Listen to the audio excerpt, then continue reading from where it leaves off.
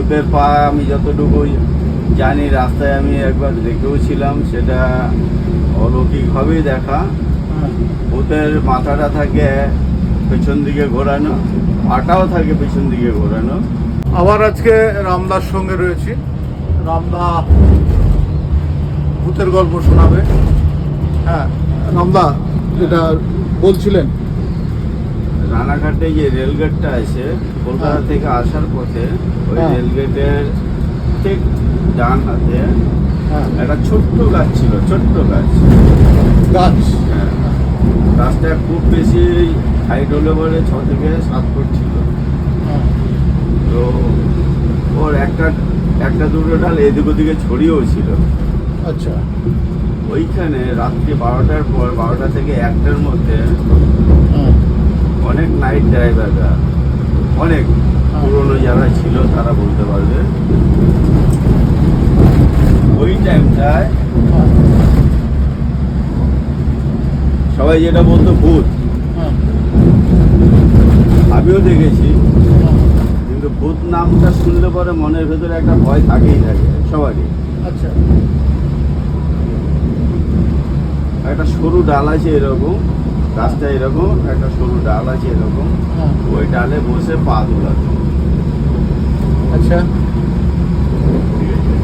পা দুলাতো? পা দুলাতো। এটা চোখে দেখা? এটা আমার নিজের চোখেও দেখা।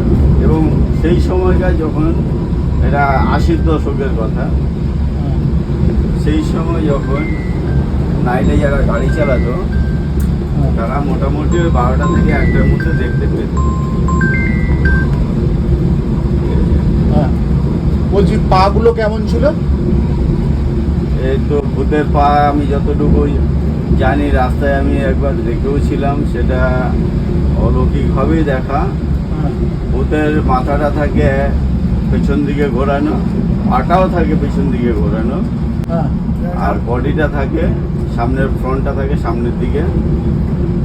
আর ভূত যখন রাস্তা পারাপার হয় তখন কিন্তু রাস্তায় কিংবা মাটিতে ভূতের পা পড়ে না, তার থেকে একটু উপরে থাকে। এগুলো আপনার চোখে দেখা? এটা আমার চোখে দেখা। সাংঘাতিক। হ্যাঁ, এটা যদি কেউ দেখে থাকে অরিজিনালি তাহলে সে বলতে পারবে, আর যদি কেউ না দেখে থাকে তাহলে এটাকে তো বানানো গল্প বলতেই পারে, সেটা কোনো কথা না। আমরা যে রাস্তায় যাচ্ছি এই রাস্তাতেই দেখেছেন আপনি? এই রাস্তাতেও ছিল প্রচুর পরিমাণে, জঙ্গিপুর ছিল, তারপরে আমাদের রেজিনগর পেট্রোল পাম্পটা আছে ঠিক এদিক থেকে যাওয়ার সময়, ওকে দেখা যেত ভোর 3টের সময়। কিরকম? এটা বলেছিলাম আপনাকে। হ্যাঁ, কিরকম দেখতে ছিল? ওটা তো পুরো উলঙ্গ ছিল, হ্যাঁ। রাস্তা পারাপার হতো। মহিলা না পুরুষ? তা তো বলা মুশকিল, ওটা বলা মুশকিল, কারণ ওর চুল ছাড়া কোনোদিন দেখিনি। আর ভূতের চুল ছাড়াই থাকে, যদি মহিলা হয় তাদের চুল ছাড়াই থাকে। ওটা দেখেছি আমি, ভদ্রকে দেখেছি। ভদ্রক আর হচ্ছে গিয়ে চণ্ডীখোলের মাঝামাঝি, এই সরোর মাঝামাঝি। আবার সরো থেকে বালেশ্বরের মাঝামাঝি একটা টোল প্লাজা হয়েছে বর্তমানে, ওই টোল প্লাজা আর সরোর মাঝামাঝি ওখানেও আছে, ছিল। এখন দিনকাল পাল্টেছে, গাড়ি ঘোড়া প্রচুর চলে। একটা সময় এই 34 নম্বরের রাত্রেবেলা গাড়ি চলতো না ডাকাতির ভয়তে।